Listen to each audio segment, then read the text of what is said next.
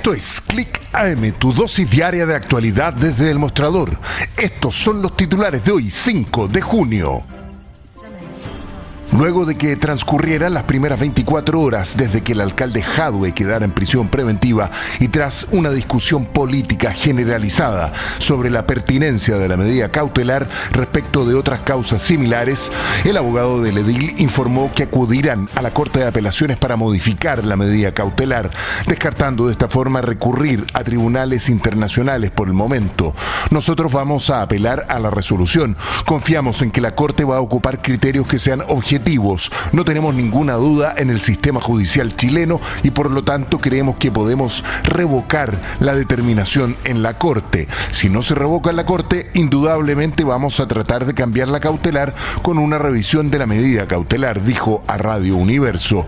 Mientras ayer se supo que el Partido Socialista Unido de Venezuela emitió un comunicado para respaldar al alcalde de Recoleta. La colectividad que respalda a Nicolás Maduro denunció que la acción judicial contra el edil es parte de una estrategia de persecución política destinada a deslegitimizar a líderes progresistas en Latinoamérica. El partido, fundado por Hugo Chávez, declara que la prisión preventiva de Daniel Jadwe en Chile ratifica una vez más el uso exacerbado de la lawfare como estrategia regional para acusar sin fundamentos legales y probatorios a líderes progresistas.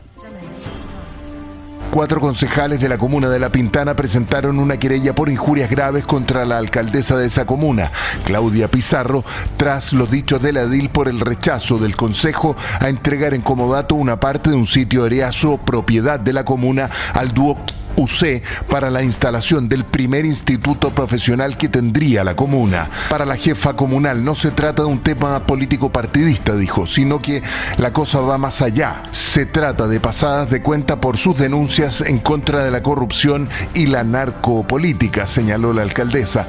Los concejales que presentaron la querella son Scarlett Rotten del PS, Simón Bolívar del Partido Radical, Sandra Chacón de la Federación Regionalista Verde Social y Carla Gatica Independiente. Son los ediles que rechazaron la propuesta ligada al centro educativo.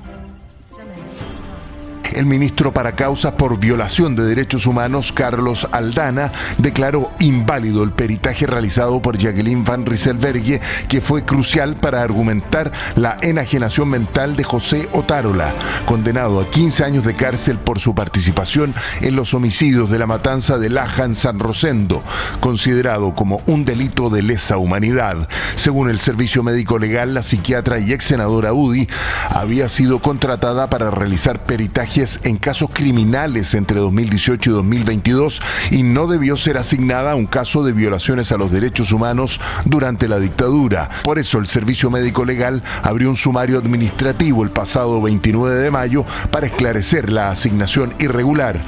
La decisión del ministro Aldana implica que se debe designar a un nuevo perito para elaborar un informe imparcial sobre el estado mental de Otárola. Ante la polémica generada por el peritaje inválido, el Servicio Médico Legal decidió no renovar el contrato de prestación de servicios de Jacqueline Van Rysselberghe, que expirará el próximo 30 de junio. La ex senadora fue contratada vía trato directo en abril de este año. El embajador chino en nuestro país, Niu Qingbao, llegó hasta la Comisión de Economía del Senado para defender el acero de su país, afectado por las sobretasas impuestas en marzo por recomendación de la Comisión Antidistorsiones, luego que la siderúrgica Huachipato en primera instancia considerara insuficiente la primera recomendación de aplicar un 15% y luego entonces de apelaciones se terminó con casi un 25% de sobretasas. El diplomático entregó 3 argumentos para defender que el acero de su país no está vinculado a la práctica del dumping.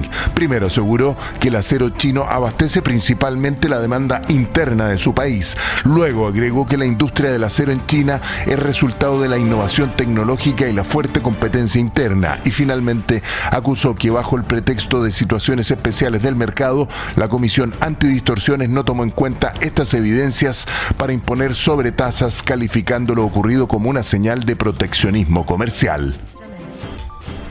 Luego de una intensa sesión, la Cámara de Diputados rechazó el fortalecimiento de la ley Zamudio, que tenía por objetivo establecer medidas contra la discriminación. Pese al respaldo del gobierno, la iniciativa fue finalmente rechazada por 69 votos en contra, 63 a favor y 13 abstenciones.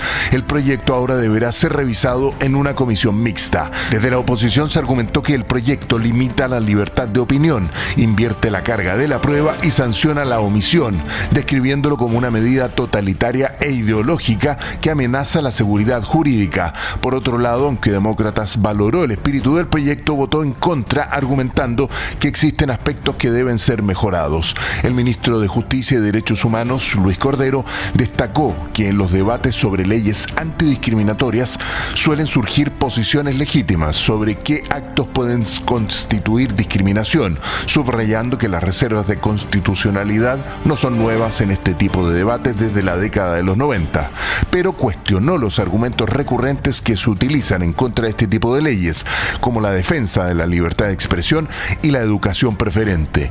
Comillas, muchos de los argumentos de la sala son de temor, dijo, más que argumentos basados en la evidencia del texto, aseguró el ministro.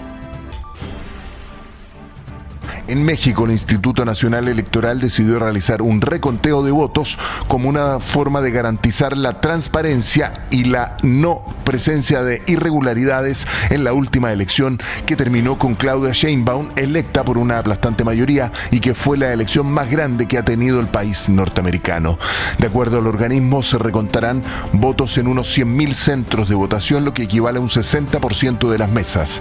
El consejero electoral Martín Faz explicó que el porcentaje se proyecta como el mínimo, pero puede aumentar como resultado de una revisión de las causas establecidas en la ley. Recordó que en los comicios de 2018 hubo un recuento del 75%, a pesar de la clara diferencia entre el primero y el segundo lugar en la elección presidencial. Sin embargo, descartó de plano las acusaciones de fraude electoral hechas por los comandos perdedores. Y como siempre te voy a recomendar dos artículos de la portada del Mostrador de hoy. El primero, Cerro Chuño, la toma contaminada por arsénico, doblegada por las mafias y subsidiada por el Estado. Hace más de 30 años que miles de toneladas de residuos tóxicos se depositaron en Arica. A su alrededor se levantaron tomas, la gente enfermó y murió. Durante 2 décadas se ha buscado demoler la toma sin éxito. Hoy el lugar es controlado por el Tren de Aragua. El Estado les paga la luz y el agua. DC se sube a la fiebre electoral y desafía al gobierno por aborto sin aviso. En el oficialismo advierten que la molestia de la DC debe leerse en clave electoral, ya que el tema del aborto legal estaba incluso en el programa presidencial de Yasna Proboste. En la Falange resienten que hubo falta de confianza y que la misma solo podía recuperarse por gestión del propio presidente. Y ahora vamos al mostrador mercados y las cifras económicas para hoy.